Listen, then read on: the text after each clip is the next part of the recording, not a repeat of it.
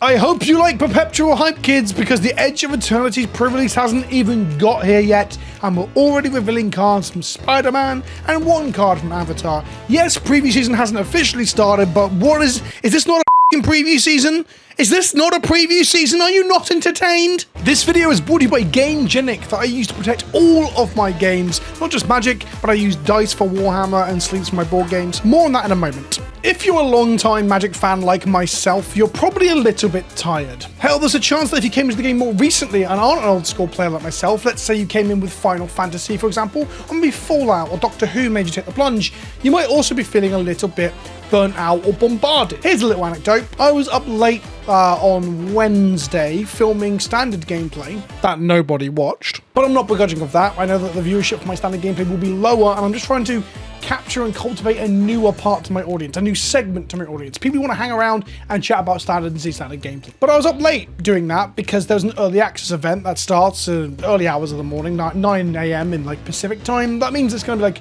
6 o'clock our time in the UK. I'm from Europe, if you haven't noticed by the accent. So I'm up late and I'm playing different decks and I'm jamming games. Eventually I settle on a deck that I want to record with, and it's getting late, I'm getting tired, I record with it. Hell, the energy in the video is lower because of how tired I was.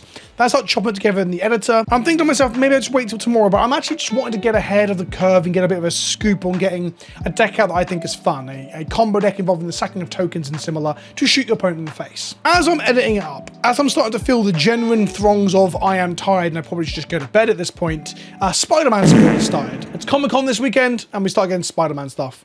We got a few cards from the main set, and we also got the reveal of all the welcome decks an hour or two after that. And I won't lie to you, I felt nauseous. It's probably a good way to explain it. I felt stressed out and a little bit frustrated and a little bit queasy. Now, specifically, I was up at like 10 p.m. and I'd had probably a bit too much caffeine to carry myself through to that. So that frustration manifested in this like gut feeling of fuck me. But I hadn't really felt that way before. And the thing is that like Spider-Man is for me. I am a superhero cape shit defender. I am a Marvel movie goer. I'm more into DC, but I love comic books and superhero fiction. I'm also a big defender of universes beyond in general, and I fucking love Magic. So the idea of seeing one of my my favorite Marvel characters come to Magic cards, that's fucking exciting. But I didn't feel excited.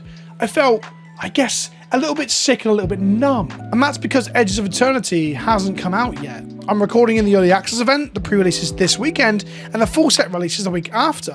And I'm here trying to get hyped, trying to get engaged with it, because again, it's my jam, it's science fiction and magic, and I'm trying to be happy and excited. And here we are with more stuff to talk about that is something else, that is taking the wind out of the sails. And the thing is, I am a very specific sort of example for this. I am super in the weeds because I'm a content creator, and thus I engage with every part of Magic the whole time. That's kind of how I've always been, because Magic has always been my primary game, if you will. But even if you're not me, a content creator, I do think this churn and this constant bombardment of hype isn't great for the game. I think it has genuine downsides in many ways for different people within this wider community of newer players and established players. And that's what I want to talk about in today's video. But before we get really into the weeds about how frustrating and upsetting all of that is, Gamegenic are the sponsors of this channel and these videos. They make hands down the best deck boxes, the best sleeves, and my god, the most gorgeous dice. They are your favorite content creator's favorite accessory brand. They are the company that even the professor decided to team up with for his actual deck box that he released. Their latest innovation is a take on the traditional storage sort of solution for a selection of decks, or perhaps a cube, called the Game Castle. I've been using mine to move my party box around at events and have it accessible and playable. I use their life counter to track command points in Warhammer, I use their dice for tabletop games like Warhammer and skirmish games, and I use their sleeves to protect all my board games. Recently just bought a copy of Clank, and I've sleeved it up in Gamegenic sleeves. Available at all good local retailers, Gamegenic is literally the best stuff on the market. There's just no one comes close. Hashtag sponsored, hashtag I fucking love Gamegenic. So the Spider-Man spoilers landed, and I'm gonna talk about a couple of them and how I actually do really quite like them a little bit later in the video. But I wanted to talk about this idea that, well, you just can't fucking rest. Magic never used to have 6 sets a year. It used to have 4 or maybe 5 at some other points, and then like maybe one supplementary set that you can absolutely ignore. Now there's 6 sets sets that go through standard. So people have this defense for Wizards of the Coast. Well, Wizards of the Coast have it, and some people ape it as well. They get on board with it, where they say, actually, you don't have to engage with everything that Magic puts out. And that is true, and I think that is the only real way to engage with the game now, because they just bombard us with so much shit. And it's very true for like the Commander products, for example. You didn't have to care about what was in the Final Fantasy Commander decks if you're a standard player. You don't have to really care about the Sonic the Hedgehog Secret Lair if you're just wanting to play some games on Arena. However, the Spider-Man stuff is part of the 6 sets of fucking standard stuff we get every single year. So Edge of Eternity has finished its preview season, you haven't got to play with it yet, and they're already showing you new things that you might want to play with in another set's time. Now, the full preview season hasn't started. This is a special event and a special occasion for the Comic-Con, which is a reasonable place to reveal Spider-Man stuff, right? It'd actually be kind of insane to not do that. It's a no-brainer, if you will. It just feels like perhaps the timing's lined up very, very badly. Like fucking atrociously. To have your essentially free PR of content creators trying to churn out and stream content around Edges of Eternity as you then distract the audience, the people on Reddit, the people on social medias, the people on YouTube with Spider-Man stuff. And that's a point that I really want to labor. Like, you can say there's a whole wide range of Magic stuff, but the ecosystem and the spotlight that is placed upon it has only so much fucking oxygen to breathe. You will suffocate not only your creators and your players, but the product itself. I feel like I hardly got to experience Dragonstorms of Tarkir because trying to draft it locally was impossible, because the only thing anyone cared about was Final fucking Fantasy. And that was a truck outside my window. There's a potential this is happening right now with Edge of Eternity stuff. I've spoken to a couple of creators who said their latest Edge of Eternity videos, their upgrade guides, their Commander gameplay, their standard gameplay, those videos have bombed. Mine have underperformed because standard gameplay is not my main niche. It's a new thing that I'm trying to push a bit more on the channel because I like playing the game. But people are saying that their videos are underperforming. Some of it is the summer slump on YouTube, but undoubtedly people aren't interested in the Edge of Eternity Spaceman thing if Spider-Man has a more exciting lure. In the same way that I'm pretty sure the hype around Dragonstorm, even though it's the most successful selling Magic set of all time according to the investor call, but I'm sure some of the oxygen of that set was sucked away by the absolute behemoth that was the hype juggernaut of Final Fantasy. So you're not really meant to engage with everything, unless you play standard, in which case you kind of have to, but then you can just ignore stuff, I guess. I don't think that's the right answer. Like, telling your audience and your really invested players to ignore shit is kind of dumb. And to clarify that point is, like, I know that you have to not experience everything Magic has to offer now. It's not the lifetime hobby it once was. Lifestyle hobby, I think, is the term. Where, like, you know, you read regularly about it, you're interested in it, and you play it pretty much every week.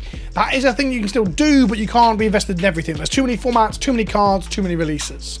Even with that said, you've got to admit that it's just a little bit too fucking much to have this amount of stuff come out all the fucking time. And this is someone who rather selfishly does like the fact that there's stuff to talk about all the time. I am not strapped for video topics most of the year. There are periods of lulls. Sometimes it's refreshing to have a period where you can sort of wax lyrical about evergreen stuff, as opposed to wanting to cover the hiring of a new head judge for the judge program, which is something I've only began to touch upon by talking to judge friends. The investor call, some of the shit that came out of that, the huge amount of money that Final Fantasy made, Edge of Eternity preview season, Spider-Man previews, where we at pre-release this weekend. Like, that's good for me. I'm not complaining about that. That's really good for me, but I can't help but feel fucking buried and burnt out. And even though I'm a creator that has to engage with it as part of his job, I can't help but assume other players feel the same way. It's too much shit. And then we have the fact that I just feel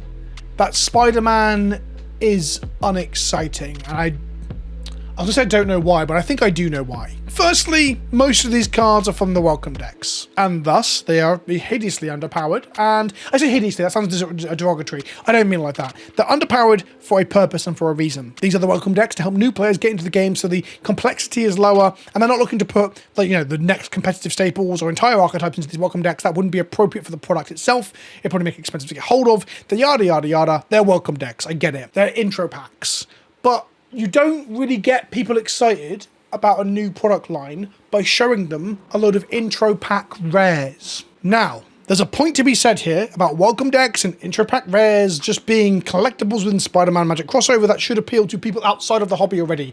These spoilers and these previews, outside of perhaps the Mythic Peter Parker, and a handful of like other bones that are thrown to us. Aunt May is a soul sister and a good one with some upside for certain archetypes that might come to standard. She's legal in standard, by the way. Some of these cards aren't. Some of these cards are just like filler for the welcome deck. She is legal in standard. But there is an argument that a lot of this stuff is just there to show the people outside of Magic what Spider-Man looks like within Magic in a way that's exciting. Your favorite characters show up. There's theme decks around your favorite characters, from Gwen Stacy to the Venom. The Venom to Venom. It allows people to get excited about the things that they really enjoy. Abso-fucking-lutely, I get that, but again, half of this shit's going through standard. So people like myself and other people that wanted to play standard or care about the wider tapestry of Magic, not just standard, but Pioneer and Modern and heaven forbid Legacy when it actually gets thrown a bone.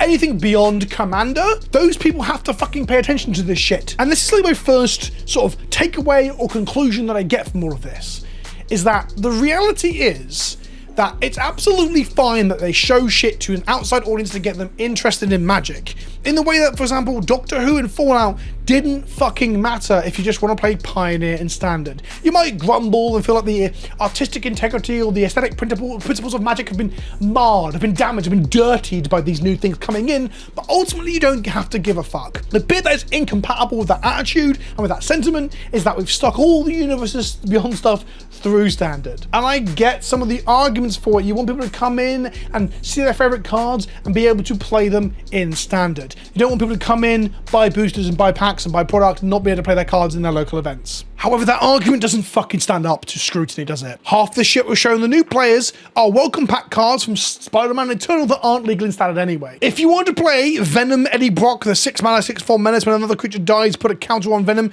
If that creature was a villain, draw a card. I mean, it's not particularly powerful. It's a little bit overcosted, but it's a reasonable Magic card. You might fall in love with it in Commander, or just the art. The art is fucking stellar. And you might want to play that in Standard, right?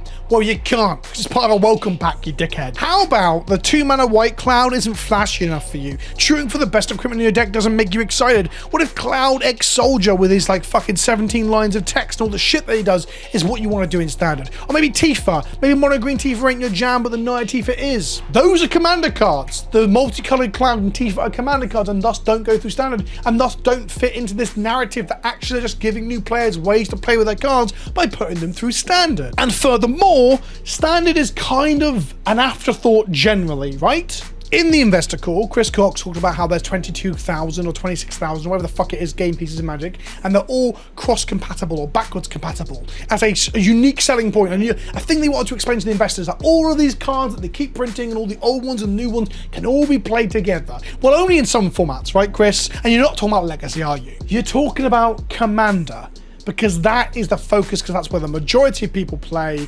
or the majority of people that are easy to sell to, I guess.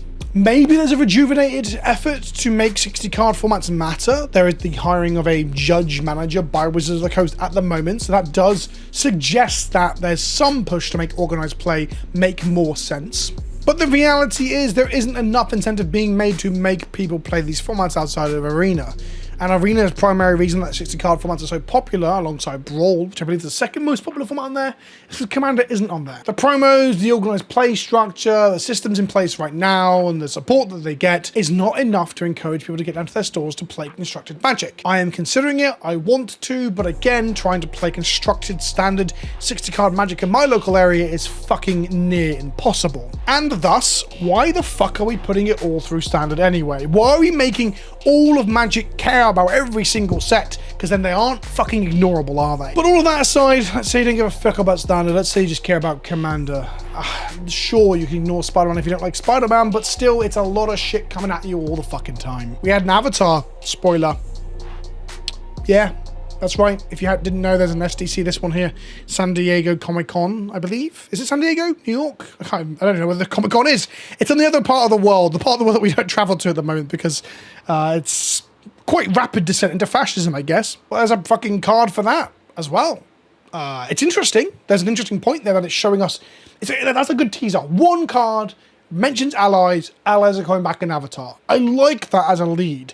I don't like it as a lead during the fucking little window before pre-release for Edge of Eternity alongside the Spider-Man spoilers, because it just feels like a fucking lot, man. It just feels like a fucking lot. I mean, this is my full-time fucking job, is to play and commentate and discuss and record about it, and I just don't feel like I get enough time to thoroughly fucking enjoy each thing that comes out, even the good stuff. I thought Dragonstorm was really fucking good. Edge of Eternity looks fucking great, and I'm enjoying what I've played of it so far. Final Fantasy, I came in it with no passion and no love for the property, and I came out of it thinking the set fucking ruled, and there's lots of weird, strange designs. And you know what? Some of the stuff isn't that powerful. People complained a little bit about the power level of Dragonstorm. People are complaining about the power level of Final Fantasy for sure. Do you know what? I like it. I like going back to a thing where within standard itself, the cards can begin to make an impact, but they aren't immediately ruining every fucking format that existed before. That's part of the reason I don't play Eternal formats anymore, because I'm sick of them permanently and fucking rotating from dumb new shit coming in from new sets. Mainly the premium Modern Horizons style fucking stuff. But even outside of that, fire design just being a fucking nonsensical shitstorm of power creep. I think they're doing a good job of it currently. There are outliers like Monstrous Rage and shit, things they get wrong, but they're gonna get things wrong when they're producing this many fucking cards without the budget to employ more staff. Like, it's the same number of staff, or roughly the same number of staff, making more cards than they've ever made before. There's gonna be errors there. That's not those people's faults. But trying to play those limited formats, getting in that draft. I can remember I used to get disappointed when we had the 4 or 5 sets of standard per year, that, like, you know, I'd draft a set once or twice at an F&M. You'd have like a draft on the Friday, following Friday I'd miss it because I was doing something else, following the Friday I'd be a draft, then some standard, and then we're on to well, no, still there's another month. There's another 4 F&Ms before we get on to something else. And I just don't feel like we have that anymore. It's less than 2 months. I just looked it up. It's the 1st of August is the release of Edge of Eternities, and the 28th, oh god, is that the AI overview? The 26th of September is the Spider-Man release date. It's probably part of just the information age, right? That's probably that's the crux of the video, is that we live in an age where we are fire hosed with fucking content. Like, I put out so much shit because I just want to throw things at the wall and see what sticks, and I want to engage different facets of the hobby and have multiple different audiences within the same niche, right? And I fully expect a lot of the people that watch my videos, even the more religious ones amongst you, to not watch more than a couple of my videos a week. That's just an assumption that I make. I'm not expecting people, or anyone really, to watch all the stuff I make. So maybe I am, as a creative, as a commentator, as an online personality, doing a similar thing to what Wizards of the Coast do. Maybe we all just feel pressured to keep up with the latest shit and make videos about the latest shit and watch videos about the latest shit and know what's going on. And the latest shit is just a constant flow. Like, there's just no fucking rest, is there? So what about the cards themselves? There's some interesting stuff going on here. Peter Parker is a 2-mana 0/1 that enters and makes a 2/1 green spider creature token with reach when it enters. It's a reference to his origins and similar. He's band colored because for 4 mana you can transform into Peter Parker into the Spider-Man on the other side. The Spider-Man on the other side also has his own mana. So he's an MDFC, so he's modal. You can play him on one side or the other. But he's also a TDFC, or transitional or transforming double-faced card, so you can flip him into the other side. And the other side says each legendary spell you cast, that's 1 or more colors, has web slinging. This is really quite strong. I'm going to go as far as to say pushed as fuck. You can't cast Eldrazi off of it, but you can cast legendary spells. That includes Khan's Temporal Sundering, or whatever it is, for 3 mana. You just have to return a tapped creature you control to its owner's hand. It's like ninjutsu, but you don't have to be going to combat. You can do it with mana dorks. Yeah, you can cast cheap Atraxas for this, not in standard, because Atraxas rotating out, but in older formats, even in Commander. Yeah, this seems very, very strong, very push. You'd expect the titular main mythic Spider-Man to be good, though. The fact that he cheats on mana costs is a little bit strange. I don't think of Spider-Man as that much of a team leader. Well, obviously, he has led teams in the comics in the past. This is team leader Spider-Man, right? And then we've got the alternate frame, the showcase. The Peter Parker itself still has a magic frame with a set symbol and a magic bar at the top, but with this classic, like, Steve Ditko art, so it just feels both like an amalgamation of the thing we're trying to pay homage to and reference and be involved with, but also it's still a magic card. And then on the back side, it flips over into a much more out there version of that design. It's just completely changing the borders of magic to fit with the conventions of the very first cover for Amazing Spider-Man issue 1, where he meets the Fantastic Four. Personally, I think this is the fucking coolest thing I've ever seen. I've already been called a hypocrite because apparently this is exactly like the showcase frames from Final Fantasy, where they took still CGI art and stuck it on a magic card with absolutely no consideration to graphic design. Meanwhile, the Amazing Spider-Man cover 1 has had parts of its design transformed to give us the text and information for the rest of the card, like its keywords and its rules text and its power and toughness. Oh, it's just exactly the same, isn't it? Beyond that, I do like a load of the designs. I like the fact that they're not going too heavy on legendary creatures. Like there's the Spider-Mans and the Aunt Mays, but you got Daily Bugle reporters instead of a named reporter character. You've got Selfless Police Captain, which is very obviously Gwen Stacy's father. It's Captain Stacy, both from the color scheme of the art through to it being a selfless police captain and the flavor text. But instead of overloading us with like even the bit part common and non-common characters, it's good to see a non-legendary version that references that there's probably more than one selfless police captain throughout Spider-Man's career. I'm not too hot on Venom. The Venom Welcome deck probably is my favorite of the lot of them in terms of having loads of removal, the kind of deck that I'd want to play, but I'm not too hot for Venom himself. The art's incredible though. Things like Grow Extra Arms and Kapow are wonderfully evocative, like very Spider-Man moments. It does beg the question how tired I'm going to get of like your standard Magic card that you've seen before, but with extra text mentioning spiders like strapped to it costing less or doing something slightly more if they're a spider. I would like to point out that means changelings, if they return in Lorwyn in January, are going to be pretty powerful if all the spider effects buff them in some sense. Spider-Man the Wise, probably one of the more flavorful ones. A 5-mana 4/4 menace, which whenever it attacks alone or creature you attacks alone, you get to surveil. Having a lone creature doing some surveilling feels very noir to me. The art's also fantastic. Spider-Ham is a 2-mana Spider Boar Hero 2/2. When it enters the battlefield, create a food, and it gives spiders, boars, bats, bears, birds, cats, dogs, frogs, jackals, lizards, mice, otters, rabbits, raccoons, rats, squirrels, turtles, and wolves +1/+1 as an anthem effect. Others, by the way, doesn't pump itself, which in itself is, this whole thing is a joke, right? And it's actually quite a good joke in my opinion. A reasonably statted creature in terms of an anthem on a creature that gives you a food and such. But yeah, you've got like realistic depiction of Spider-Ham. You've then got this like almost like a build up to a punchline of all the list of creature types that show up in his universe, his dimension. I think this is very cool. Spider piloted by Penny is a little bit off in terms of the text title being something that you never want to be having to search this on a search engine. It's going to be a massive pain in the ass. Spider-Man of the Future is the most pushed among all the cards, I think. At 2 mana, well, perhaps other than maybe Spider-Man himself, the main one, the Peter one. 2 mana, 2/3 from the future, so you can't cast it during turns 1st, 2nd, or 3rd, which is the old Sarah Avenger text, which makes me nostalgic in some ways, especially on a 2-drop. A cool way, an elegant way of showing that it's from the future. It has Double Strike and Vigilance, which is some pretty crazy keywords to have on a 2-drop. At the beginning of your end step, you can play a land card or cast a spell from anywhere other than your hand. Spider-Man 2099 deals damage equal to its power to any target. So you can pump it up and equip it with equipments and counters and similar, and just shoot people for a bunch of damage if you're doing madness or similar things like that. And then we've just got Spider-Man like reappropriations of archetypal Magic cards. Masked Meower is an insolent neonate, except it's, instead of being a vampire noble or whatever, it's a spider cat hero. But it's functionally exactly the same, and that card is playable in many formats and in many archetypes too. Into the Royal, it's not the first time that we've had a functional reprint of Into the Royal, but we have one of those in the set with Whoosh, 2 mana bouncer thing, and then pay 2 extra mana to draw a card. And then we have Romantic Rendezvous, which is not quite a functional reprint of Tormenting Voice because they mechanically work slightly different. This is discard a card, then draw 2 cards. Meanwhile, Tormenting Voice is discard a card as an extra cost to draw 2 cards. They both have the upsides. If you're casting Romantic Rendezvous as your last card in hand, you just pay 2 and draw 2, which is incredibly strong in red and plays into that idea of emptying out your hand and being impulsive. Tormenting Voice, though, on the flip side, because you discard a card as part of its cost, you can discard a Dredger, for example, to dredge it back. So I think Tormenting Voice is better in those sort of shells in the older formats. Something else I would like to point out about Romantic Rendezvous is that I quite like the art, the perspective, and the use of light. I just love to see Magic cards that evoke non-combat, non-confrontational scenarios to widen out what the color pie and the philosophy behind Magic can be. So seeing a romantic moment is pretty sweet for that reason. Deceptively, one of the better cards in the set, I think. Overall, there's a lot of stuff that I really quite like in here, but I am just left feeling like we've been shown a lot of underpowered stuff. And in spite of feeling like I'm in a good spot with my relationship and enjoyment of Magic right now, I can't help but feel a little bit overstretched and overburdened by the constant barrage of content. Like, how many other games actually release this much fucking content into the main game? Like standard legal sets, for example. I often make the joke about perpetual hype in these videos, and it's not even a joke anymore, right? It's just a fact of life. I've been Vince, also known as PleasantKenobi on the internet. Let me know what you think in the comment section below, and I'll see you all in the next one.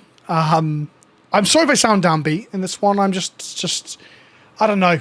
I feel like I need a fucking break. And I've not even got to pre-release yet. I was excited about pre-release, and in some ways it's like gut punched me. I'm sure once I'm there tomorrow, I'll be sleeving up cards, meeting new players, playing. It'll be fine. But yeah, just what the fuck are we doing here? What the fuck are we doing? I'll see you in the next one. Ta-ta for now.